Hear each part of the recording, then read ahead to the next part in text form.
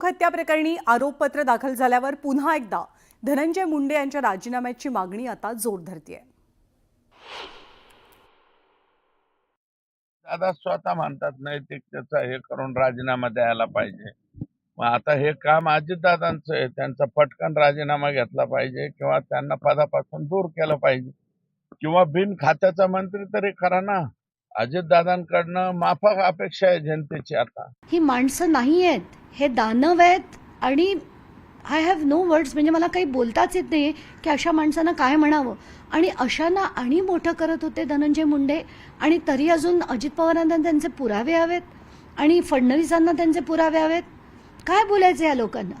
दिसते उघडपणे ही दहशत दिसते आपल्याला। आणि संतोष देशमुख हत्या प्रकरणी आरोपी क्रमांक 1 असलेल्या वाल्मिक कराडला तुरुंगामध्ये मिळणाऱ्या VIP ट्रीटमेंटवरती देशमुख कुटुंबानं आक्षेप घेतला। पण आता कराडला स्पेशल ट्रीटमेंट मिळतानाचं फुटेज डिलीट झाल्याचाही आरोप होतोय। या संदर्भात देशमुख कुटुंब कारागृहाचे महासंचालक आणि मुख्यमंत्र्यांकडे लेखी तक्रार देणार आहेत।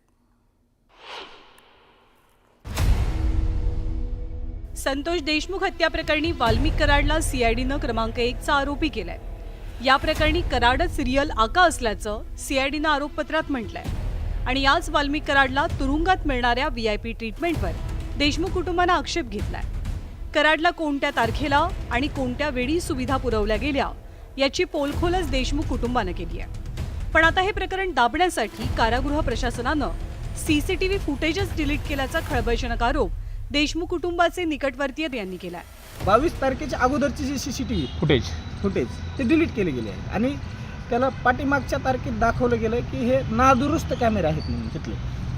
हे 2 दिवसात आपल्याला कळलंच की ज्यावेळेस आपण माहितीचा अधिकार टाकणार आहोत त्यावेळेस ते सांगणारच आहेत की ते नादुरुस्त आहेत म्हणून। ती माहिती मिळो नाहीतर नाही मिळो आपल्याला CCTV मधली। मी त्या कर्मचाऱ्यांची रीतसर तक्रार मुख्यमंत्र्यांकडे करणार आहे। आज मी माहितीच्या अधिकारात देणार आहे, बाकी आज मुख्यमंत्र्यांनी तक्रार पाठवली। CCTV डिलीट केल्याप्रकरणी देशमुख कुटुंबानं कारागृह महासंचालक आणि मुख्यमंत्र्यांकडे लेखी तक्रार करण्याचं ठरवलंय। 22 फेब्रुवारी 2025च्या अलीकडचं सगळं CCTV फुटेज डिलीट केल्याचा आरोप कुटुंबियांचा आहे। वाल्मिक कराडला तुरुंगात फोनचा ॲक्सेस, स्पेशल चहा, काही नियमबाह्य साहित्य, तंबाखूजन्य पदार्थ आणि बाहेरची औषधं दिली जात असल्याचा आरोप आहे। इतकंच नाही तर वकिलाच्या भेटीगाठीच्या नावाखाली त्याच्या इतर साथीदारांना तुरुंगात प्रवेश देण्याचं काम सुरू असल्याचा दावाही केला जातोय। आणि याच विरोधात देशमुख कुटुंबानं आवाज उठवलाय। जेल प्रशासन जे आहे त्यांची तक्रार घेऊन चाललोत आम्ही।